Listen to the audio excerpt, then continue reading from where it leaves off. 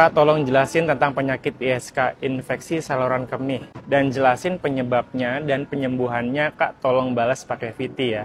Oke, jadi jawaban kami seperti ini ya. Infeksi saluran kemih.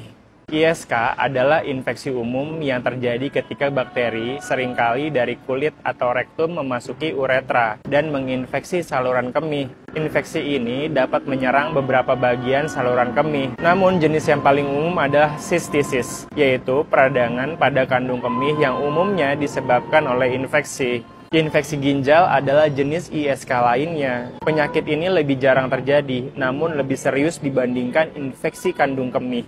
Infeksi saluran kemih lebih sering terjadi pada wanita karena uretra mereka lebih pendek dan dekat dengan rektum. Hal ini memudahkan bakteri masuk ke saluran kemih. Faktor lain yang dapat meningkatkan resiko infeksi saluran kemih yaitu pertama, ISK yang dialami sebelumnya. Yang kedua, aktivitas seksual. Yang ketiga, perubahan bakteri yang hidup di dalam vagina atau flora vagina. Misalkan saja menopause atau penggunaan spermisida dapat menyebabkan perubahan bakteri ini. Yang keempat, kehamilan. Yang kelima, usia. Orang dewasa yang lebih tua dan anak kecil lebih mungkin terkena ISK. Yang keenam, masalah struktural pada saluran kemih seperti pembesaran prostat. Yang ketujuh, kebersihan yang buruk. Gejala infeksi kandung kemih bisa meliputi yang pertama, nyeri atau terbakar saat buang air kecil. Yang kedua, sering buang air kecil. Yang ketiga, merasa ingin buang air kecil meski kandung kemih kosong. Yang keempat, urin berdarah. Yang kelima, tekanan atau kram di selangkangan atau perut bagian bawah.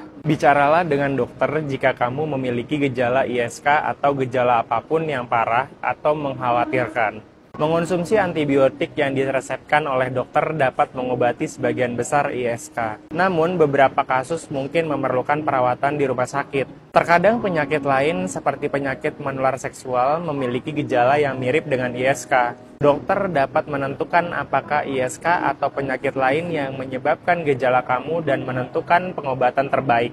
Kamu dapat mencegah ISK dengan melakukan hal berikut. Yang pertama, buang air kecil setelah aktivitas seksual.